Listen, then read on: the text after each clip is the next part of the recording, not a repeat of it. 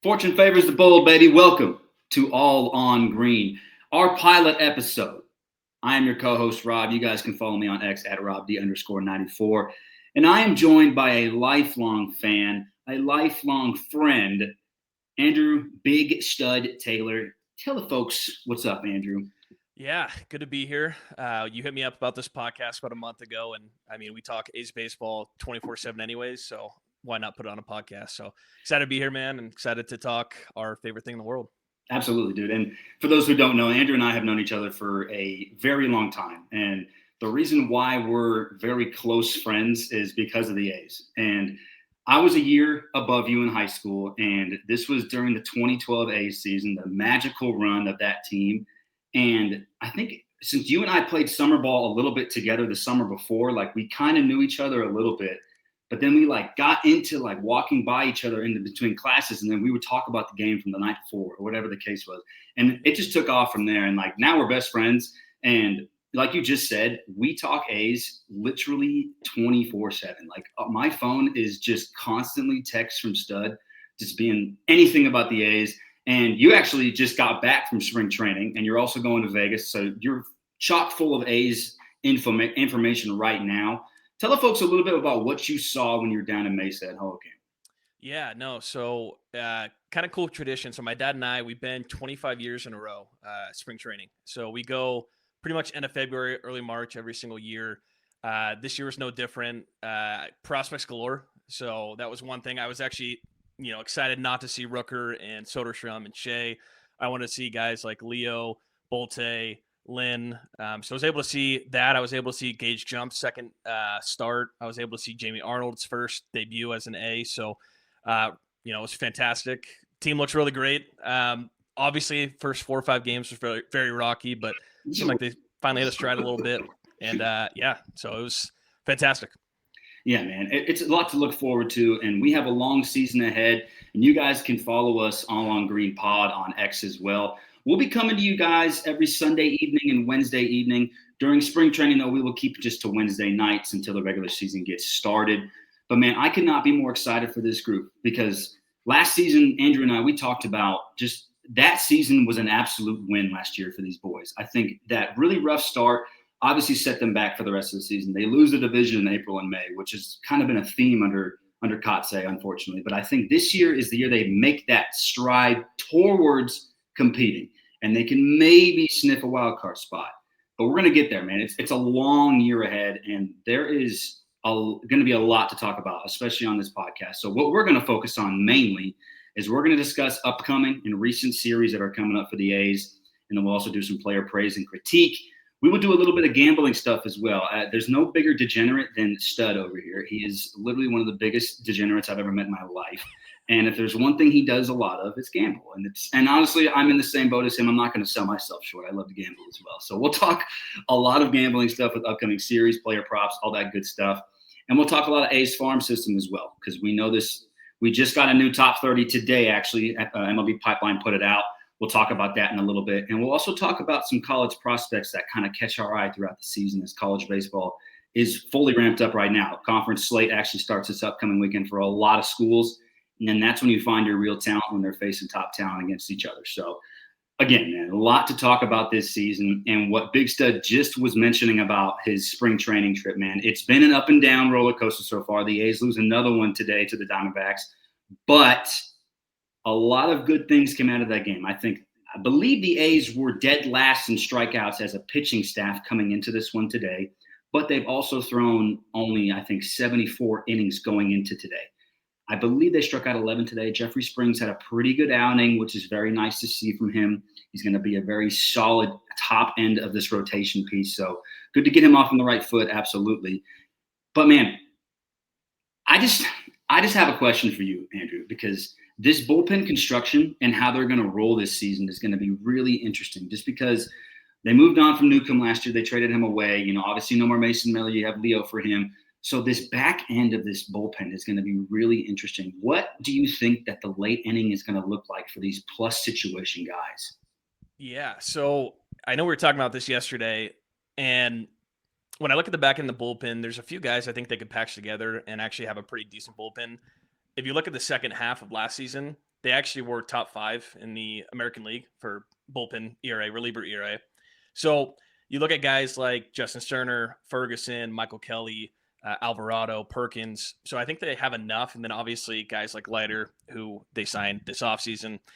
I am interested to see the closer battle. I think they're probably going to do closer by committee, but if I was Kotze, I probably would go with Jack Perkins and probably Sterner as your 8th inning guy.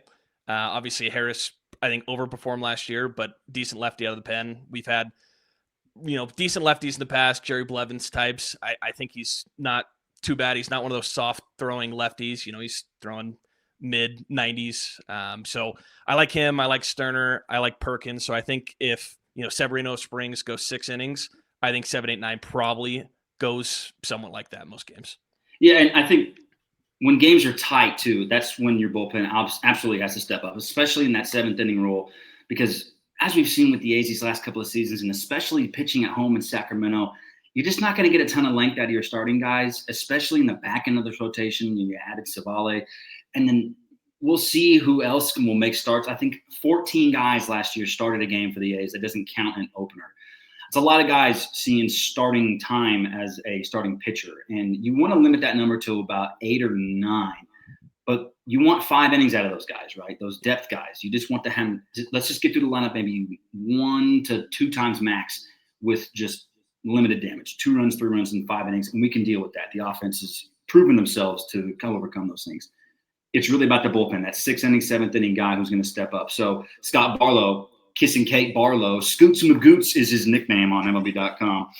He's going to be a very interesting piece for this bullpen. He's been super durable throughout his entire career, has never been on the IL. I'm knocking on all the types of wood for that, because as soon as the guy comes to the A's, you know how it is.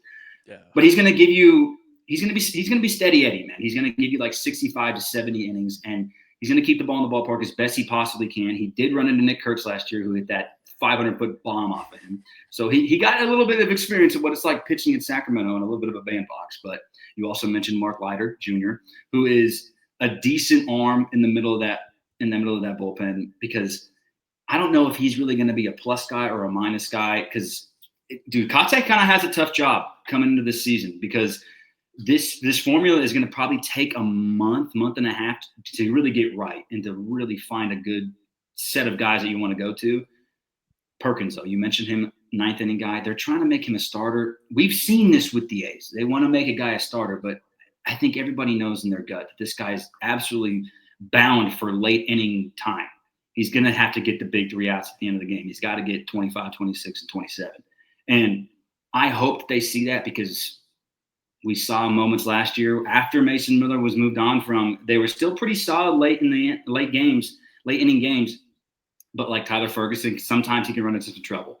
And same with Sterner. So, man, that's the one side of this team where, and you probably agree with this, it's the one side of the team where I'm like, everything else I feel really good about, but it's really just that bullpen and how they're going to construct it as the season goes on and how they're going to feel comfortable with guys. No, and that's a good point. And, they've done that with Puck, where they try to make Puck a starter, injury prone coming out of Florida. Doesn't work out. Miller, same thing, injury prone, make him to the bullpen. I think Perkins is probably wound up better suited for the bullpen. Yeah. So I think about the 5th starter. Cibale is going to be the 5th starter most likely, but I think that JT, Medina, Hogland, I think they have good stuff that I actually think they could make it work in the bullpen. Medina was out there throwing his first game in year and a half, and he was throwing crazy upper 90s. So I think some of these guys, when we see that all the time, the Andrew Millers, where they weren't good starters, and then they go to the pen and they're good swing guys, they can give you 2 or 3 innings if Severino comes out at home and collapses after the 3rd inning. I think that they could probably make do. So I'm not as worried. I think the season will come and go with the rotation. I do think, actually, just because, if they can get 6 innings from guys like Springs and Severino, Morales is probably the wild card. I'm a big fantasy baseball guy for people listening. And I looked up his stats on Yahoo. The projected stats was a 4.67 ERA for Morales. I would take the under, being a betting guy. But if that's the case, they're probably going to win 72 games. Lopez is another wild card. And then it's hard to bank on guys like Jump and Arnold coming in. But Kotze said multiple times this past week or two, even with a guy like Leo, that they could make some noise in the major league sooner than later. So I'm not overly worried, but I definitely think it's a pause to, how great they're actually going to do. Yeah, and it's going to come down to the arms 100% because we know this team can mash, and this lineup only got better with Jeff McNeil being added to the mix. And I personally, at first, when they signed Jeff McNeil, just to flip over to the offensive side here, I was like, this is like the typical A's veteran signing when we all know that there's a guy waiting in the wings, Leo De Vries, and this guy's going to take at bats away from whatever young player is behind that player. We've seen it so many times as A's fans, right? When Matt Chapman was in AAA, ready to go, who was blocking him? Trevor Plouffe. Same thing with Gio Urshela last year, and then Luis Arias last year, just blocking at bats from different certain guys, Yonder with Olsen. Yonder on the line. Perfect. Yes, exactly. The A's have done it a countless amount of times. But, I think with McNeil, I'm flipping the page. I think they did finally get a very solid veteran piece for this lineup because his time with the Mets was definitely coming to an end, and he's definitely on the back nine of his career, right? He's going to be, I think, 34 34 next month. Yeah, next month. So he's going to be 34 for a majority of the season. And so far, so good this spring. He's hit the ball pretty well, but he's definitely been on decline offensively these last couple of years with the Mets. But this is a guy who doesn't have to do that much in this lineup, right? He doesn't have to be the guy he was in New York. He just has to be the table setter, and he has to be pretty much the back end of this lineup kind of guy because I don't expect him to really hit anywhere 1 through 5 in this lineup ever unless somebody is hurt. So I want to say that they finally got a good veteran piece in this lineup because we've seen it fail so many times in the past. But McNeil just feels like a guy who wants to be here, which is pretty rare for the Sacramento situation. And you also ran into him in Mesa. Is that right? Yeah, that was one of the tripper stories and kind of spring training in a nutshell. I was sitting back. We wanted to get some shade. We had some pretty good seats, but there was a reason why those seats were empty because it was 93 degrees in Mesa. But we're sitting back in the shade. I look over right in front of me. Someone walks up. I'm like, that's a big dude. And Jeff McNeil with his wife and 2 kids. And I was just, no one around was looking at him. He walked by everyone. No one even recognized who he was. And I look at my dad. I'm like, that's Jeff McNeil. And very tempted to take a picture, but being a 30-year-old man, I thought, maybe not. So, I think I was a little bit more bullish initially, though, on this trade. We were texting about it, and I was thrilled just because I was looking at some of the options where I like Hernandez. I'm actually a big Muncy guy, but I don't know about everyday at-bats. I think they're better suited, especially Muncy in a Chad Pinder type of role. But I like McNeil. Last year, 2 wins above replacement, 111 OPS plus.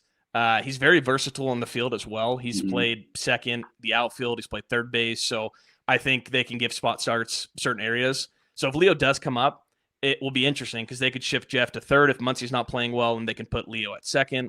So overall, very excited about the move. It's going to be a 1-year deal because the buyout's $15 million next year, and there's no way they're going to do that. But there's absolutely no way. No. So considering the options, I think it was a major win and kind of pulled out by force the last second there. Yeah, and this offseason was, nothing really crazy from the A's. And honestly, they didn't really have to do anything crazy. It was really just about locking up the home guys. And honestly, dude, this has been a whirlwind of an offseason as an A's fan, just seeing guys being locked up for the long term and wanting to be here for the future of Las Vegas and that new ballpark. It's really cool. And we're hoping that we get that Nick Kurtz signing. It doesn't have to come this year. I think there's no rush for Nick Kurtz necessarily, but it's a good thing that they're talking already and adding a veteran guy like Jeff McNeil, again, who is from the area. He wanted to play in Sacramento. That's a huge bonus because as we saw last season with Luis Severino and a couple of guys like Lawrence Butler, they're just absolutely crapping on the entire thing. And look, man, hand up. I get it. I totally get it. You don't want to be playing in a AAA ballpark that really isn't even that nice. Okay? If you've been to Wrigley Field, Sutter, whatever it's called now, you know how it is there. It's not the prettiest stadium in the world. But for a guy like McNeil to want to come home to play, I mean, who knows how many years is left in his career? We're just trying to squeeze that last out of baseball out of him, just like David Justice and Moneyball. We're just trying to get that last squeeze of lemon out of him. Billy Bean when I looked up. One underrated part of his game too is the low strikeouts. So he's never had over 100 in his career. And you look at this lineup, besides Wilson, who actually K'd multiple times in spring training, but I think that's an anomaly. But Kurtz, high K guy. Soderstrom, high K guy. Shea, Butler. There's a lot of strikeouts in this lineup. I think ESPN came out with their ranking of having the A's tied for the 5th best lineup in baseball. And one of the knocks on them is not a very big contact team. And Muncy, I mean, even like guys like that are big strikeout guys. So I think McNeil is kind of ideal. And you and I have talked about, hey, what do we think the best lineup would be? And I've slotted McNeil at the 2-hole, even going Wilson, McNeil, Kurtz, Rooker, get some guys on base for Kurtz. I don't think I've seen one A's fan be on board with Kurtz leading off. Wilson was hitting 5th today, which is also weird. So I know he's kind of toying around and it doesn't really matter, but I can't see Shea and Kurtz leading off. And Kate seems like he's kind of leaning towards that. Yeah, and you're right. I don't think I've seen a single A's fan be like, yeah, I'm all for Nick Kurtz taking the first at-bat of the game. I mean, I get it. Longevity-wise, he gets a ton of at-bats in a season. But, I mean, you get the same thing if you hit him 2nd or 3rd, essentially. He's still getting the first inning AB. He's getting a guaranteed 4 times at the plate, essentially. Yeah. I don't like him trying to be the table setter. I just don't love the idea of having the big Amish being on base to start the game, dude. Like, because he's going to walk a ton this year, right? I think the scouting report is out on him, and he's got a terrific eye for such a young player. But it's like, I think we're being a little too forward analytically with him. I think the new age is obviously hit your best guy 2nd. And Kurtz should line up in the 2nd or 3-hole the entire season. I don't want him leading off ever.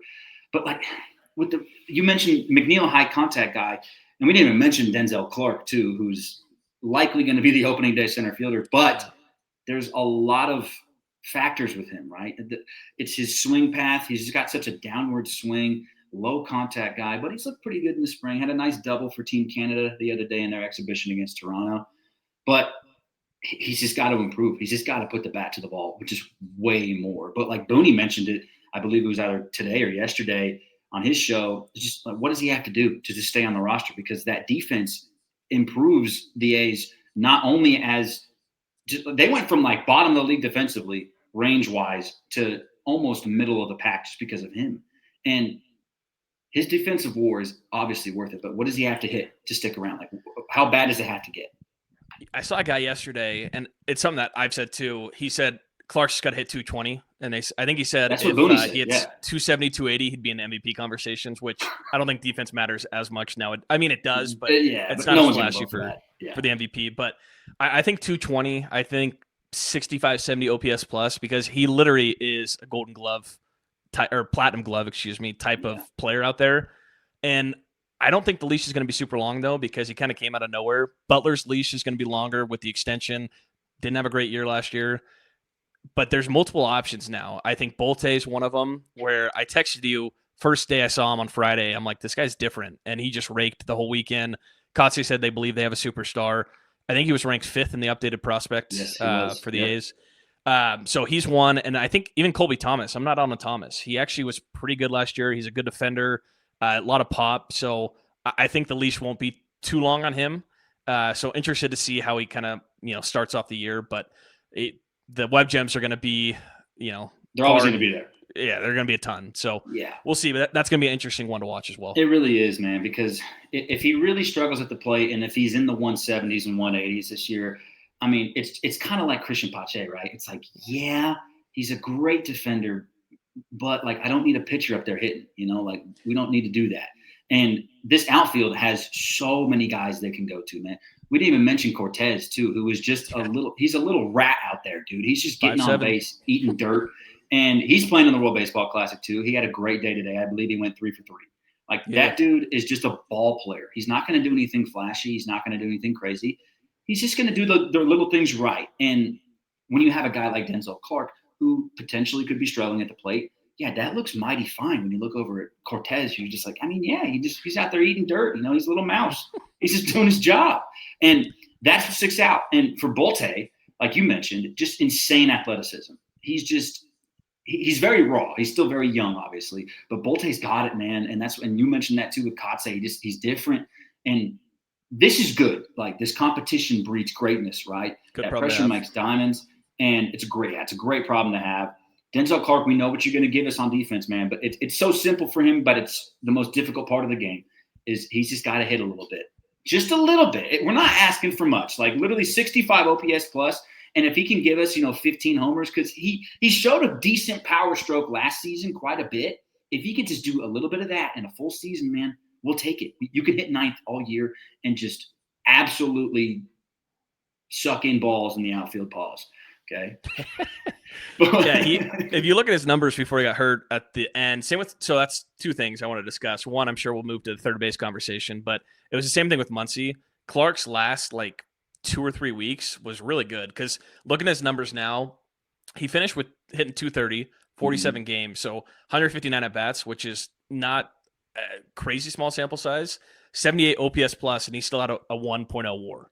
So that's pacing for 4 as a rookie. So I'm excited about him. That was one thing I remember he ran out on the field, and I was like, "Who's that?" And I thought he was 5'11", 6 foot. The dude's 6'5". He's built like a brick, massive. So I don't know. We'll see. I think they have some good options. Good problem to have, and that's the other piece too. Is this is probably one of the best defensive outfields in baseball. Soderstrom, his first year as an outfielder, professionally, top 3 finalists for Gold Glove. Butler's good out there and right. He's got a good arm as well. And then Clarke probably would be the best defender, center field defender in baseball. So really good outfield. And then even the infield, I think Shea's got his problems catching. I think he's fine, though. Kurtz is a Gold Glove type of first baseman. The more I'm talking about, Wilson's not a tremendous shortstop. McNeil's a decent second baseman. So it's good enough. It's not like the 2014, 2015 team where they just led the league in errors and it was won every game. But the outfield is solid. And Bolte's a good defender too, and Thomas. So not worried there. Yeah, no, not worried in the slightest in the outfield. And this is a good transition because we talk about Jacob Wilson in the infield as a defender, and the range is just not there with him. Obviously, the bat is one of the more elite contact guys in the league. And man, last year he was just so special at the plate. If he doesn't get hurt, it's him and Kurtz neck and neck for the Rookie of the Year. And Kurtz probably still wins it, but he's right there. To have these two guys in your lineup offensively is just huge. But on the flip side of it, when you put the glove on your left hand, it's a little bit different for Jacob, right? When you watch Leo De Vries play shortstop, you just go, you can't put this kid at second, right? He's got to be a shortstop. That's what he's born and bred to do. But you just locked up Wilson for a very long time. So you can't tell him in his first year of his long-term deal that, hey, Bubba, we're going to kick you over to third or second, and we're going to have this child come play short for you. So it's going to be a really tough rope to walk on for Kotz because you're dealing with the ego of two different players right here. And you just hope that one guy is just, teammate enough to be like, yeah, I'll do it. I'll go to second. No big deal. But obviously the latter side of it is Leo's probably going to start at second, but you're going to see a much more athletic player over there. And you're just going to want to, can we just flip them? Can we just move them? Yeah, dude. So that was one thing that I was excited, man, that he started 2 of the games that I was at. One of them he got pulled early because the trainer just didn't give him water, which was astonishing. I read that report and I thought No 3 or Centel made a baseball account because I'm like, he was dehydrated? This is our prized possession and you're just going to get him some Gatorade or something? Could get him some salt water? I was pissed. I'm like, this is, I have one of a couple games to watch this guy play and, he raked when he was in, but just seeing him out there, and Kotze said it the other day, he's like, it is different. And there's aura, someone used that word to describe him. And I've been a big fan because when he got traded, this is an 18-year-old kid who had been in the Padres organization for a couple years. And you see the video that this is his best friends. Everyone that he was around the bases, he was hugging the catcher. They were laughing. Not only did he not sulk, he said, thanks Padres. He played that day in, I think it was high A, right? And then he moved to Midland. So the same day, he didn't sulk. He's like, I'm ready to go. He's in all A stuff, and he's on the plane, and he's playing that day. So I think he's a gamer. He's got the swag. He had that homer that he pimped, bat flip in the playoffs. So, but you're right. He's not going to start at shortstop, unfortunately, right away because, Wilson, as you can see, he's pretty much my favorite player. My wife loves him. So we share the same last name, so it works, Maybe he won't be as much my favorite player because my wife wants to get a Wilson jersey for herself. But overall, you're right. He just signed the extension. He's a good fielder. He's just not the athletic enough shortstop. He's not very quick, not great range, but when it's hit right to him, he's got a pretty good arm. I think he's way better suited at second than third. And that's not just me. I think a lot of people, I think Gallegos has talked about it as well. But my fear is, I know it's not crazy if you say Soderstrom's catcher, move him to first base, move him to left field, and have him be a top 3 finalist. These guys are ball players. That it's not a big ask for Leo to go to second, but when you get called up and he's going to be 19, because most likely he's up this year, you don't want him to play out of position. You don't want him to have to go out in the field and think, shoot, is this the right foot when I'm turning a double play, or, am I too far from the bag, or who's taking the double play? It's a lot. So for me, I don't know. We've seen this all the time. Hot prospects come up and then they just lose a little bit of confidence because something happens, right? They go 0 for 15. Right. They get called up too early. So I'm a little bit nervous from that perspective, but man, it's going to be a nasty infield with Kurt, Shea, Leo, and Wilson. And then we haven't even touched on Colome, he was the second best prospect. He's 7th in the organization. Nasty. So if that's the infield going to Vegas, disgusting. And they're all shortstops too. So athletic infield. Yeah, exactly. Athleticism. And I think that's what Force has really been trying to drive home these last few years in the draft and just with the trades is we got to get more athletic. And they absolutely have, especially when you drafted a kid like Soderstrom, who when he came out of high school out of Turlock, it was like, yeah, he's a catcher, but like he didn't really like catching. And even on his high school team, he DH'd a ton. And they didn't really know if he was going to catch in high school a ton. He did a little bit, at his showcases he would catch and he would do his pop time stuff. Great arm, obviously, but like that's an athlete, right? You don't have to play catcher, brother. And it's the same thing with Leo. Like he's obviously going to end up at shortstop, I hope, one day. And you're just praying that, Jacob can talk to his dad about, hey, his dad played a ton of positions too. You can do it too, son. I think that, the genes help there a lot. But then there's also third base side, right? Where there's a lot of guys who are funneling into this position. And this is the spot on the A's roster that is wide open for everybody. You and I agree. Max Muncy just feels like the guy. He kind of is coming into his own a little bit this spring. He's had a couple of great games. He's looking more and more confident as the days go on. And that's what's been big about him. I mean, I saw him and I saw Soderstrom both in Stockton, and just watching them grow from there has been just so cool because Max is a guy who he's going to strike out a little bit too much for all of our likings, but the upside of his power as such a smaller stature is so great, and his swing is really solid. And he's, again, another guy who is just an athlete. He'll give you his all at third base. And is it going to be beautiful? It's not going to be Matt Chapman over there. No, absolutely not. But it's going to be solid. It's going to be very, very good. And there's also Hernandez, who, when he came up, because he was up and down a little bit from Vegas to Sacramento, he struggled a little bit in the show, especially when he was in his Oakland days as well. He struggled quite a bit. But his last stint last season in Sacramento, you were like, here he is. This is the ball player that we have in Vegas. And he's starting to find that confidence as well. So, again, another good problem to have with this roster. You have an influx of guys in the outfield, and you have plenty of options in the infield. And the only thing about Jeff McNeil, when you add him in a veteran, I mean, that's just leadership right there too. He can help a lot of guys out in that clubhouse. That's a very undervalued product in baseball these days. Is you still got to have a guy who's been around the sun a lot more than you have. Okay, and it's just going to help the young guys. Every single day it's going to help them. And, dude, I'm excited about this young core. As we mentioned earlier, the MLB pipeline came out with the top 30 of the A's prospects, and De Vries is number 4 in all of baseball, number 1 for the A's. Jamie Arnold, the Florida State pitcher who the A's drafted last season, is number 41 in MLB. He's number 2 for the A's. And then there's Gage Jump, who is number 57 in MLB and number 3 for the A's. Okay, so 2 lefties out of there. And really quick on Jamie Arnold, man, as a massive, and if you know me, I'm an Oregon State guy through and through.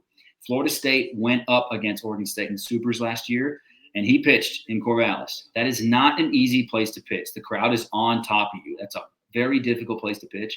And he shoved. He was electric. I mean, he was putting away a very talented lineup. 3 guys got drafted out of that lineup, and probably 2 more will get drafted this year. He is legit. He is Chris Sale 2.0, and the stuff plays. And he's like 92, 94, but like when you're at that arm angle, that 3/4 arm angle, and you're just coming from first base, it feels way harder on you. And he's going to be a huge asset, man. He's just got to stay healthy, and he's just got to get through the ugliness of Stockton. If he even starts in Stockton, I don't think he will. Probably Lansing and Midland for the first half of his season, I would guess. And then he'll be a quick guy to come through because he's a college guy, and he was pretty electric in college, getting a ton of good hitters out. So I don't think it'll take long for him to get through. But what did you see from Jamie Arnold when you saw him in person? Nasty. I did think Chris Sale as well. Little lower. He was, like you said, he was pretty much 93, 94 the whole game.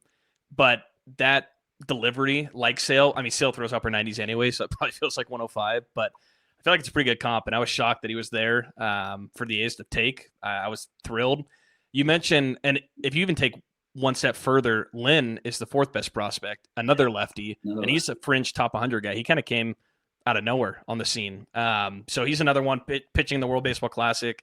So it's going to be interesting to see because Arnold will come up, Jump will come up, Lopez looks like a guy, and then Lynn. So they're going to have 4 potential lefties with Morales. So will still be interesting. I think that they need a vet, not a Severino or Springs. I think they're great for their current roles, but they're going to need a guy that comes in, especially to Vegas, that they throw a bag at and lead this team. So, it's nice that they're going to have enough options where it's not going to matter. Someone gets hurt, they make a move, they package Morales for someone. They're going to have a lot of different options. So super excited about this team, but specifically Arnold.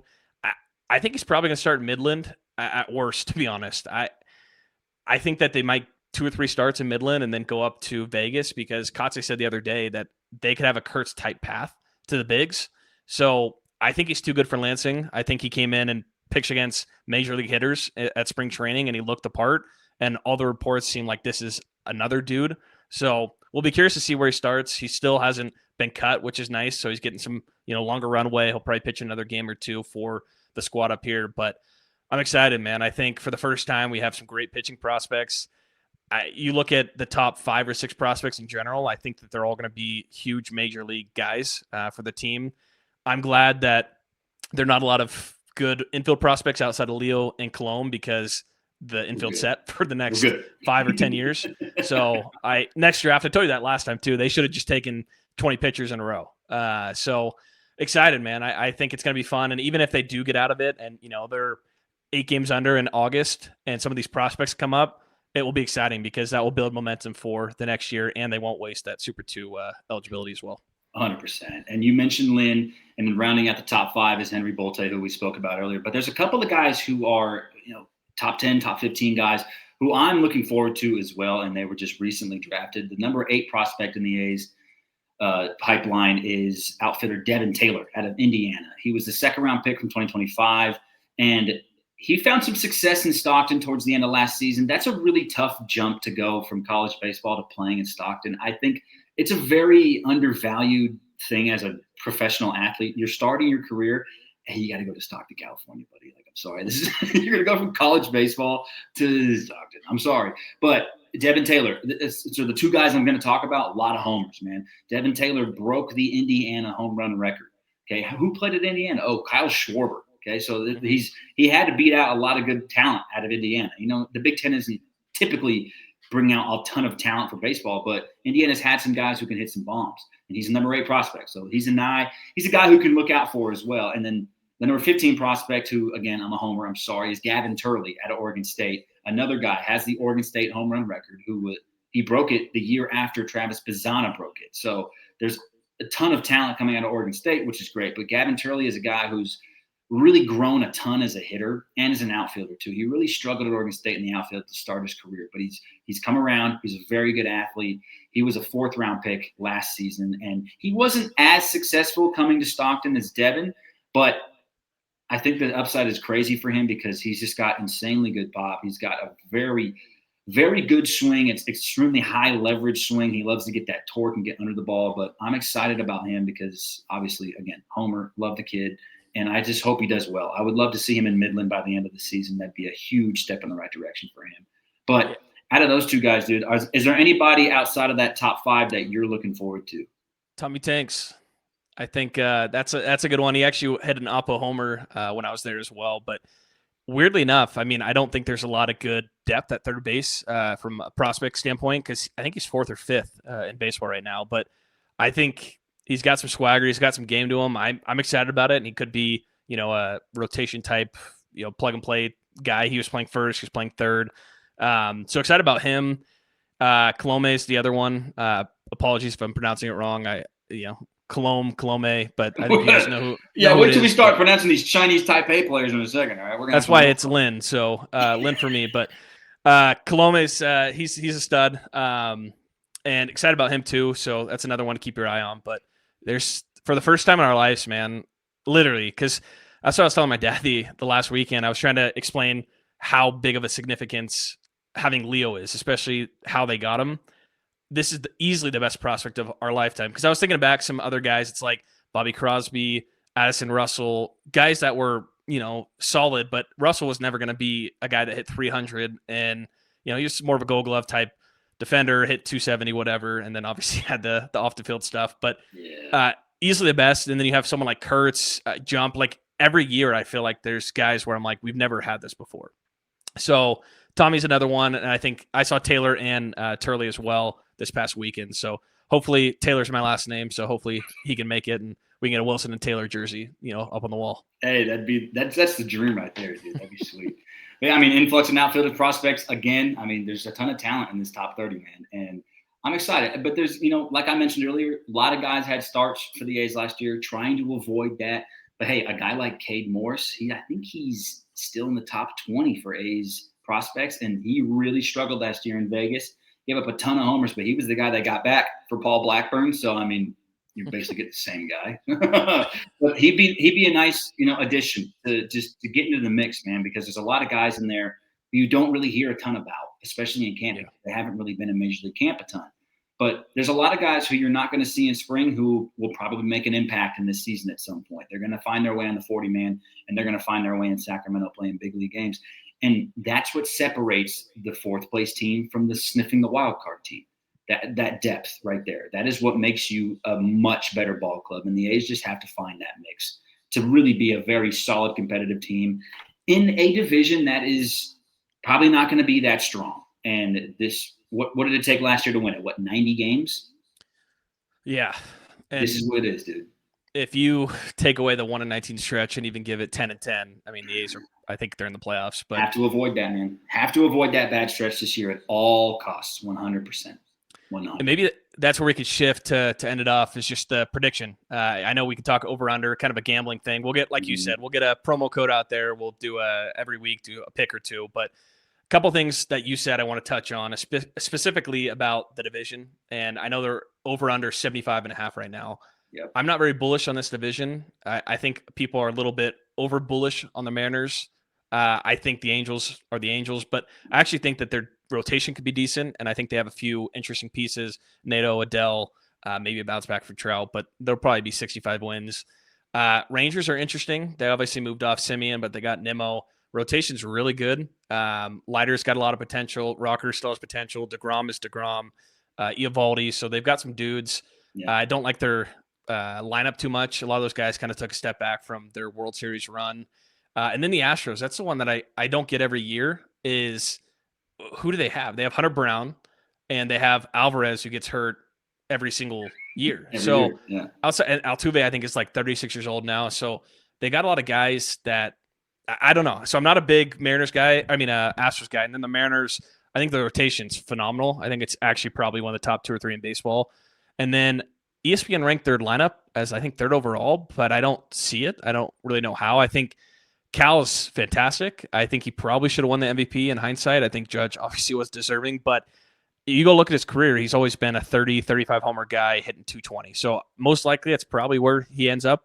And then Julio hasn't been the same since his rookie year. So not huge. I think they probably win a division. Obviously, gambling wise, that's where I would take my heart out of it and probably pick the Mariners. But I would hammer the A's 75.5 over. You know me, I don't bet on teams or the teams that I like unless it's a big game and, I either win money or my team wins. So, but that's one where I've tried to wrap my head around when I do pretty good guessing the lines, especially, over unders or futures or, day-to-day games. And that was one where I'm like, okay, it's got to be 78, 79 wins because look at where they were last year and they got better.